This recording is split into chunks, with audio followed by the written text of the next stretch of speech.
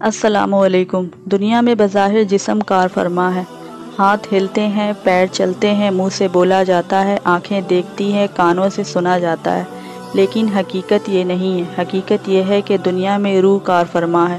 کان بھی ہوں گے لیکن سنیں گے نہیں، آنکھیں ہوں گی لیکن دیکھیں گی نہیں، ہاتھ ہوں گے لیکن حرکت نہیں کریں گی، پیر ہوں گے لیکن چلیں گے نہیں، اعضائے بدن تو ہوں گے لیکن ہوں گے خاموش، کیونکہ اصل روح ہے۔ وہ ہوں گی تو سب چیز حرکت میں آئے گی، اگر نہیں ہوں گی تو حرکت نہیں کریں گی۔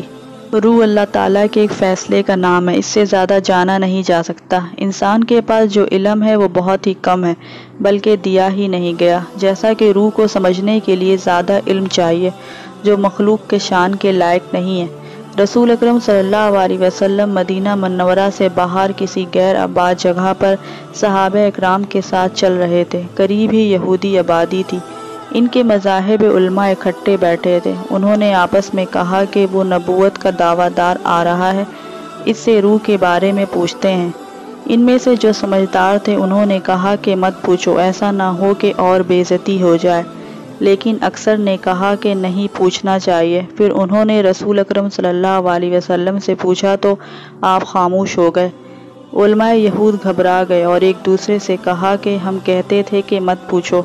اس کی وجہ یہ تھی کہ یونانی حکمائیں و فلاں سفر روح میں کلام کرتے تھے، جیسا کہ انبیاء علیہ السلام نہیں کرتے تھے، وہ اسے اللہ کے حوالے کر دیتے تھے۔ کچھ دیر بعد آپ صلی اللہ علیہ وسلم نے فرمایا، روح امر ربی ہے۔ روح وہ امر ربی ہے جس کے حکم اور پروگرام کے ماتحت ہمارا وجود شروع ہوتا ہے۔ قرآنی تعلیمات کی روشنی میں یہ کہا جا سکتا ہے کہ روح کا مادہ نور ہے، اور یہ نور توانائی کی ایک قسم ہے۔ جس طرح ملائکہ نور سے پیدا ہوئے، اسی طرح روح بھی۔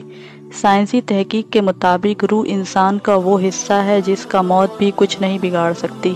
انسان کا وجود مرکب ہے اور اس کے دو حصے ہیں، ایک وجود حیوانی اور ایک وجود روحانی۔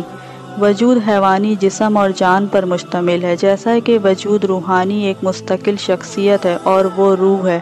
جسم میں جان ایک کیفیت کا نام ہے اور اس کا جسم سے علیحدہ کوئی تصور نہیں ہے، جیسا کہ روح کا ایک مستقل وجود ہے۔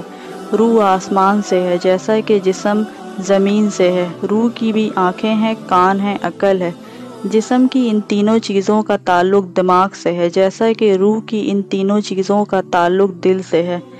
روح دل میں رہتی ہے۔ قرآن مجید میں سورہ حج میں ارشاد ہے، کیا یہ لوگ زمین میں سیر نہیں کرتے، پھر ان کے دل ہوتے جن سے وہ عقل لیتے، یا کان جن سے وہ سنتے۔ اندھی یہ آنکھیں نہیں ہوتی بلکہ دل کی آنکھ اندھی ہو جاتی ہے۔ انسان ہونے کے ناطے جو چیز ہمیں دی گئی ہے وہ روح ہے۔ جس طرح جسم کو طاقت کے لیے غذا کی ضرورت ہوتی ہے اور وہ غذا زمین سے لی جاتی ہے، روح کو بھی طاقت کی ضرورت ہوتی ہے جو اسے اللہ تعالیٰ کے کلام سے ملتی ہے۔ جسم اور روح کے رجحان ایک دوسرے سے مختلف ہیں۔ جسم جہاں سے آیا ہے اسی طرف جھکنا چاہتا ہے، جیسا کہ روح اللہ تعالیٰ کا قرب چاہتی ہے۔ صوفیہ اکرام فرماتے ہیں کہ دنیا کی ہر مادی چیز کے ساتھ ایک غیر مادی چیز ہوتی ہے، اس غیر مادی چیز کو جوہر کہتے ہیں۔ روح انسان کے مادی جسم کا جوہر ہے۔ یہ غیر مادی جوہر جسم سے علیحدہ ہو جائے تو مادی جسم فوت ہو جاتا ہے۔ گویا ہمارا مادی جسم غیر مادی جوہر پر قائم ہے۔ یہ جوہر رہے گا تو مادی جسم بھی رہے گا۔ روح حلال ہے اور جسم حرام۔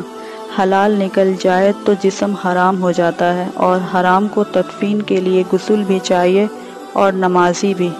نیو یارک میں ڈاکٹر ایل جان نے چند ڈاکٹروں کو اپنے ساتھ ملا کر 1200 لوگوں پر تجربات کیے اور یہ نتیجہ اخذ کیے کہ جیسے ہی انسان فوت ہوتا ہے اس کا وزن 67 گرام کم ہو جاتا ہے۔ اسی قسم کے تجربات ڈاکٹر ابراہیم نے بھی کیے اور یہ نتیجہ اخذ کیے کہ روح کا وزن 21 گرام ہے، لیکن ان تجربات کے باوجود بھی یہ نہیں کہا جا سکتا کہ اصل میں روح کا وزن کتنا ہے۔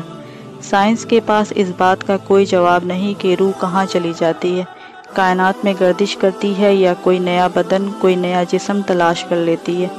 سائنس اس کا ابھی تک کوئی تسلی بخش جواب تلاش نہیں کر سکی ہے۔ البتہ قرآن کی تعلیمات سے پتہ چلتا ہے کہ روحیں اس وقت بھی موجود تھیں جب انسانی جسم کی تخلیق نہیں ہوئی تھی۔ جب حضرت آدم علیہ السلام کی تخلیق ہوئی تو تمام انسانیت کی روحیں حضرت آدم علیہ السلام کے جسم میں داخل کر دی گئیں۔ یہ جنت کے زمانے کی بات ہے۔ چنانچہ قرآن مجید میں ارشاد ہے کہ ہم نے حکم دیا کہ تم سب یہاں اتر جاؤ، پھر اگر تمہارے پاس میری طرف سے کوئی ہدایت آئے تو جو میری ہدایت کی اتباع کرے گا نہ ہوگا ان کے لیے کوئی خوف نہ کوئی غم۔ یہ بھی کہا جاتا ہے کہ جب حضرت آدم علیہ السلام کو پیدا کیا گیا تو ان کی ہتھیلی پر چھوٹے چھوٹے ذرے رکھے گئے، وہ ان کی مٹھی میں آ گئے، ان میں کچھ کالے تھے، کچھ سفید، کچھ سرخ۔ انہیں کہا گیا کہ یہ تمہاری آل اولاد ہیں۔ دنیا میں روانگی کے وقت روح کو ایک ٹاسک دیا جاتا ہے کہ جب تک یہ زمین پر ہے اپنے خالق کی طرف رجوع رکھے گی۔ دنیا میں آنے اور بلوغت کی حد تک پہنچنے کے بعد روح اللہ تعالیٰ کی طرف رجوع تو رکھتی ہے، لیکن اس طرح نہیں جس طرح رجوع رکھنے کا حق ہے۔ لیکن اللہ تعالیٰ اس سرسری رجوع کو بھی قبول کرتا ہے، اسے رائیگاں نہیں جانے دیتا۔ اگر کوئی روح ہمیشہ اپنے خالق کی طرف رجوع رکھتی ہے تو اللہ تعالیٰ اسے اپنا علم عطا فرماتا ہے، پھر اسے دین کی سمجھ بھی آتی ہے۔ یہی وہ مقام ہوتا ہے جس کے بارے میں رسول اکرم صلی اللہ علیہ وسلم نے ارشاد فرمایا، مومن کی فراست سے ڈرو، چونکہ وہ اللہ تعالیٰ کے نور کی مدد سے دیکھتا ہے۔ جب ماں کے پیٹ میں بچے کی تخلیق شروع ہوتی ہے اور دل وجود میں آتا ہے تو اس وقت روح کو آسمان سے روانہ کر دیا جاتا ہے اور ایک فرشتہ اس روح کو دل کے عین وسط میں رکھ دیتا ہے اور روح وہاں قید ہو جاتی ہے۔ چنانچہ رسول اکرم صلی اللہ علیہ وسلم نے فرمایا، ماں کے پیٹ میں بچے کے آغاز کو جب 40 دن ہوتے ہیں تو اس میں روح داخل ہوتی ہے۔ سائنس کہتی ہے کہ انسان جب ماں کے پیٹ میں ہوتا ہے تو ایک لوتھڑے کی مانند ہوتا ہے، اچانک وہ سانس لیتا ہے اور اس میں زندگی آ جاتی ہے۔ جب انسان پیدا ہوتا ہے تو یادداشت کے ساتھ پیدا ہوتا ہے۔ انسان خواہ کہیں کا ہو، کسی بھی زمانے کا ہو، اس میں اللہ تعالیٰ کی ذات کا احساس ضرور ہوتا ہے۔ یہ اور بات ہے کہ بسا اوقات ماحول کے زیر اثر وہ اس کا پورا ادراک کرنے سے قاصر ہوتا ہے۔ کچھ ایسے لوگ ہوتے ہیں جن سے ہم کچھ لمحے کے لیے ملتے ہیں لیکن ایسا محسوس ہوتا ہے جیسے ہم پہلے بھی ملے ہوئے ہیں۔ چند سیکنڈ میں ان کے ساتھ ہماری گہری وابستگی ہو جاتی ہے۔ جیسا کہ کچھ ایسے لوگ ہوتے ہیں جن کے ساتھ پوری زندگی گزاری جاتی ہے لیکن ان کے ساتھ دوستی نہیں ہوتی، اور کچھ ایسے لوگ ہوتے ہیں جو بہت زبردست ہوتے ہیں لیکن ہمیں انہیں دیکھتے ہی چڑ ہو جاتی ہے اور بغیر کسی وجہ کے ان کے ساتھ نفرت کرنا شروع کر دیتے ہیں۔ حدیث شریف کا مفہوم ہے کہ اللہ تعالیٰ نے روحوں کو گروپ کی شکل میں پیدا کیا۔ کسی گروپ میں 20 لوگ تھے، کسی میں 30، کسی میں 2، کسی میں 100 تھے۔ وہ گروپ صدیوں ایک ساتھ رہے ہیں۔ صدیوں ایک ساتھ رہنے کے بعد اللہ تعالیٰ نے ان کو پیدا کر دیا۔ ان میں کوئی آسٹریلیا میں پیدا ہوا، کوئی بھارت میں پیدا ہوا، کوئی پاکستان میں پیدا ہوا۔ پھر ہوتا یہ ہے کہ جب ان کی کہیں اچانک ملاقات ہو جاتی ہے تو کشش محسوس ہوتی ہے اور وہ کشش دوستی میں منتقل ہو جاتی ہے۔ اللہ تعالیٰ نے روح میں غلط اور صحیح کی تمیز شروع سے رکھی ہے، جیسا کہ قرآن مجید میں ارشاد ہے، قسم ہے نفس کی اور اس کی جس نے اسے سنوارا، اس کو صحیح اور غلط کی تمیز عطا کی، بے شک اس نے فلاح پائی جس نے اس کو نیک کاموں سے سنوارا، اور یقیناً ناکام ہو گیا جس نے خراب کیا۔ اصل میں روح اللہ تعالیٰ کا ایک عطیہ ہے جس کا زندگی کے ساتھ تعلق ہے۔ جب تک وہ عطیہ انسان کو نہیں ملتا اس وقت نہ انسان کا شعور متحرک ہوتا ہے اور نہ جسم۔ جب روح کو مطمئن نہیں کیا جاتا اس وقت تک ہماری زندگی مکمل نہیں ہوتی، اس وقت تک ہم ایک اچھی زندگی اور خوبصورت زندگی نہیں گزار سکتے۔ ہر وہ کام جو مثبت ہے اگر اس کو کیا جائے تو روح مطمئن ہوگی، اور ہر وہ کام جو منفی ہے اس کو جب بھی کیا جائے گا روح بے چین ہو جائے گی۔ روح کی زندگی کبھی ختم نہیں ہوتی۔ روح جب پہلے عالم حیات میں آتی ہے، پھر عالم برزخ میں اور پھر عالم آخرت میں جائے گی۔ عالم ارواح میں روحوں نے اللہ تعالیٰ سے وعدہ کیا تھا کہ ہم تیری عبادت کریں گے۔ اللہ تعالیٰ نے اس وعدے کے آزمانے کے لیے دنیا میں بھیجا کہ دیکھا جائے کہ کون وعدہ پورا کرتی ہے اور کون نہیں۔ روح قبض ہونے کا عمل اتنا تکلیف دہ نہیں ہوتا، ہلکی سنسناہٹ ہوتی ہے۔ اس کا آغاز پاؤں کے انگوٹھے سے شروع ہوتا ہے۔ انسانی ذہن کو یوں محسوس ہوتا ہے جیسے اس کا جسم رفتہ رفتہ فضا میں بلند ہو رہا ہے اور چاروں طرف سناٹا پھیل جاتا ہے۔ روح قبض ہونے سے قبل جب نزاع کا عالم ہوتا ہے اس میں کچھ لوگوں کو تکلیف ہوتی ہے، لیکن یہ بھی کہا جاتا ہے کہ روح جب کھینچی جاتی ہے تو یہ ایسے ہی ہے جیسے انسان کانٹے دار جھاڑیوں میں کھینچا چلا جاتا ہو، لیکن موت کے وقت انسان کے چیخنے چلانے کی قوتیں جواب دے چکی ہوتی ہیں، اس لیے وہ فریاد نہیں کر سکتا۔ حضرت امام غزالی فرماتے ہیں کہ اگر کافر دنیا میں نیک عمل کرتا رہا تو اس پر قبض روح کا مرحلہ آسان رہتا ہے، تاکہ اس کی نیکی کا بدلہ اس کو مل جائے اور اللہ تعالیٰ پر آخرت میں اس کا کوئی حق نہ رہ جائے۔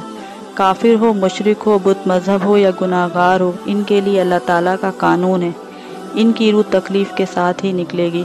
لیکن نیک کے معاملے میں دو طرح کی روایت ہے کہ اللہ تعالیٰ نے اس نیک بندے کے لیے جو درجات مقرر فرمائے ہوتے ہیں، اگر وہ اپنے ذاتی اعمال کے ذریعے ان تک پہنچ چکا ہوتا ہے تو پھر اللہ تعالیٰ اسے موت کے وقت انتہائی آسانی عطا فرماتا ہے اور اس کی روح ایسے نکالی جاتی ہے جیسے آٹے میں سے بال نکالا جاتا ہے۔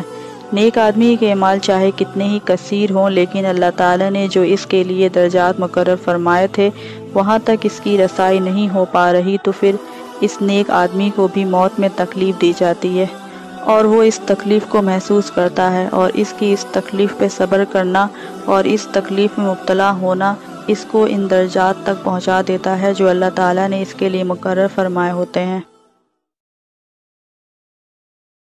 Subscribe now and press the bell icon. Never miss an update. Subscribe now and press the bell icon. Never miss an update.